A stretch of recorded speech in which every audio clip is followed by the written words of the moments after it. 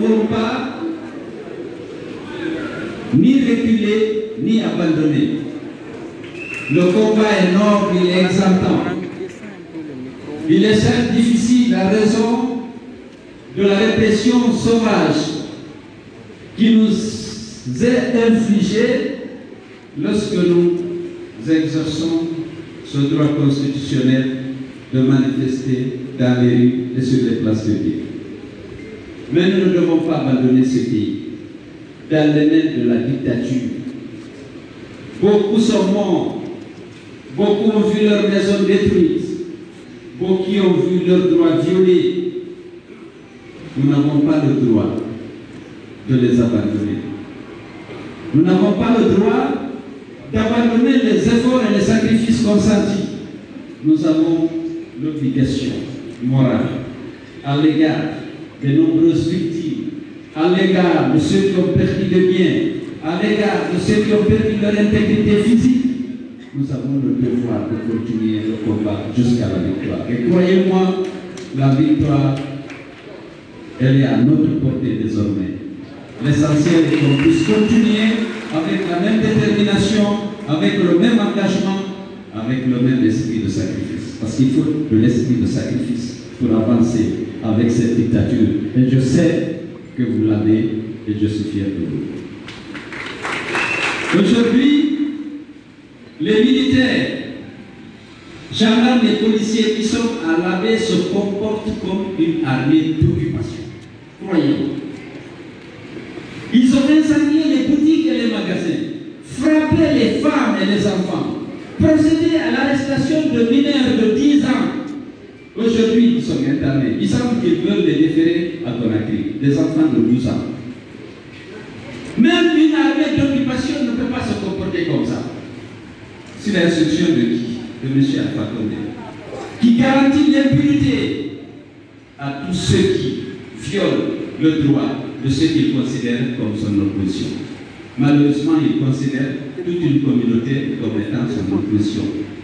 Comment peut-on expliquer que dans une ville comme Pida, qu'on envoie une expédition punitive dans la concession du calife, casser ses voitures, gazer sa famille,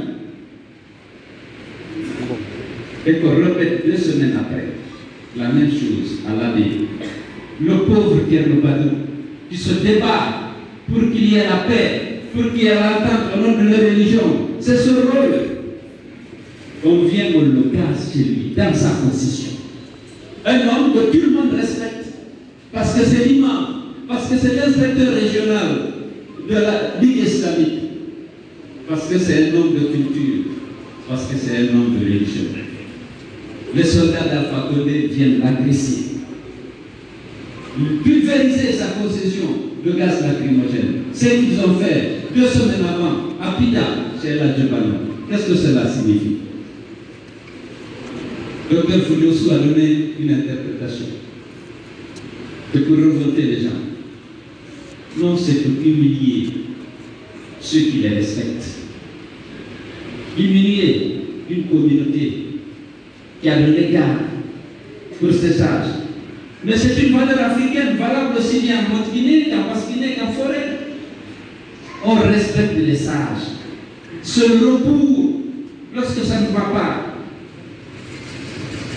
Ce sont eux qui s'impliquent pour obtenir la gouvernance, régler les conflits, diriger les affaires sociales. C'est le symbole que partout, en Afrique, même en Europe et en Asie, qu'on respecte. Alpha Condé n'a pris aucun égard pour toutes ces valeurs, pour nos traditions. La question, lorsqu'il se pose la question de savoir si c'est vraiment un Guinéen, je commence à penser à cette question. Parce qu'au plan juridique, il est né en Guinée, même si ses parents sont d'origine burkinabé. On ne l'a jamais reproché. Les Guinéens ont fait preuve de générosité, ils ont respecté leurs droits. La Haute-Guinée a adopté. On lui a trouvé un village, c'est Baro, il est né ici, c'est faux. Il est né à Bokeh, bien sûr. Mais personne, aucun de ses adversaires ne lui a opposé ça, il n'est pas d'ici. Parce que nous voulons être républicains, respecter la loi.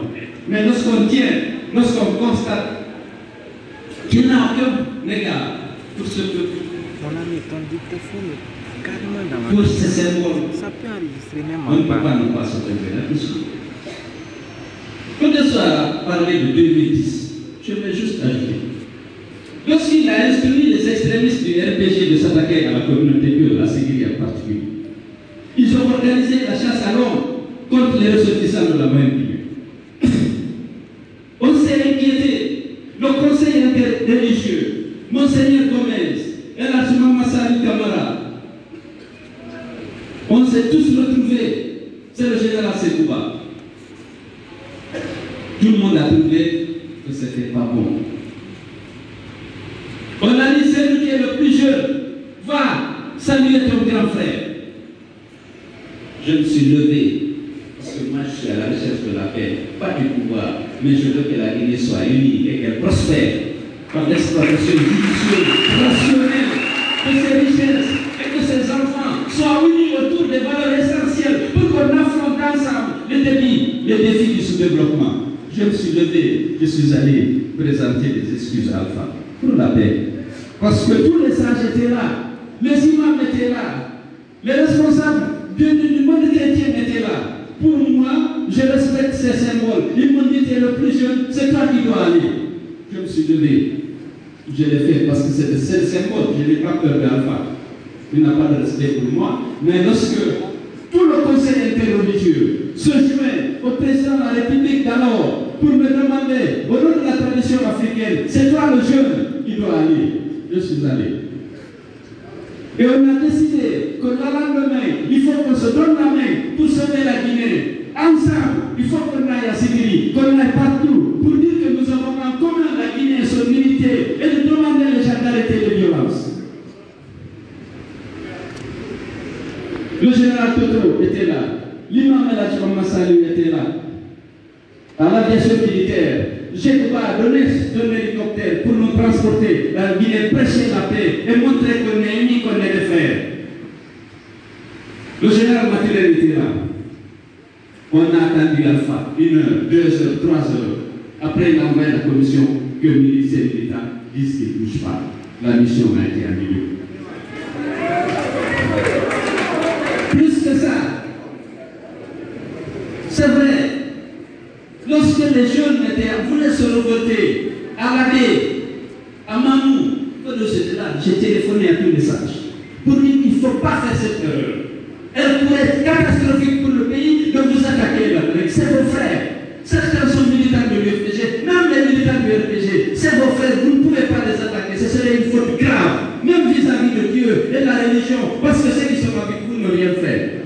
J'ai appelé la Chakraman qui vivait. Je lui dis, exprimez-vous. Je l'ai convaincu, il a fait un communiqué pour demander aux gens de rester calmes. À l'époque, seul le député était là-bas. Lorsque les gens sont revenus, dans les camions remontent, complètement dépouillés de leurs pieds, les gens m'ont retenu. J'ai repris mon téléphone pour dire surtout pas, ne réagissez pas sur les Malinqués qui vivent avec vous. C'est vos frères. Je l'ai fait et j'en suis fier. Et je suis heureux que le témoin qui était à mes côtés à l'époque me reconnaisse aujourd'hui devant vous. Le problème de la Guinée, c'est Alpha. C'est parti de 18%. Il fallait tout déstabiliser. L'unité de la nation, le fichier, tout. Il n'y a plus d'élection depuis lors. Parce que c'est qu'il va les perdre. C'est ça le problème. Alors, restons mobilisés pour mettre un terme à cette division. Tant qu'Alpha est là, s'il obtient une prolongation, ce sera pire, l'unité nationale sera détruite complètement, parce qu'il n'a aucun instrument de travail en dehors de la division ethnique. Même la rivalité entre partis politiques, pour moi, ce n'est pas de rien. Je l'ai dit ici devant vous. C'est du Sénakouya. Je rencontre un ami du RPG, c'est mon frère. Je discute, il n'y a pas de souci. Mais lui, c'est la haine et la violence. Comment est-ce que vous pouvez vous expliquer que plus de 130 jeunes sont abattus à bout portant et qu'il n'y ait jamais d'enquête? Il n'a jamais voulu qu'il y ait une enquête. Aujourd'hui, c'est chercher à intimider, à corrompre, essayer de malmener même le petit Grenade pour qu'ils disent que c'est nous qui tuons nos gens. Comment on peut tuer nos militants, nos parents, parce qu'il y a une manifestation? Pourquoi? Quel cynisme? Ça le sent. Il sait bien, tout le monde sait qu'il est tué. Mais comme il ne peut plus justifier tant de morts, sans aucune enquête, sans aucune sanction, même administrative, vis-à-vis des policiers, les plus les gens pour les tuer, ça ne peut pas être crédible. Il y avait qu'à mener les enquêtes à l'époque. Ils n'ont jamais mené aucune enquête. Même ceux qui sont morts récemment. On n'a jamais interrogé ni les organisateurs, ni les voisins, ni les parents pour savoir qu'est-ce que vous avez appris sur la mort. Il n'y a rien. On continue à tuer, on continue à réprimer. Donc, le combat que nous menons, c'est un combat républicain, citoyen, au sein du RDC. Il faut qu'on se mobilise davantage pour qu'on mette terme à des telles pratiques honteuses pour la République, pour notre pays. Je compte sur vous et mardi et mercredi, il faut que ça soit plus que la semaine dernière. Merci.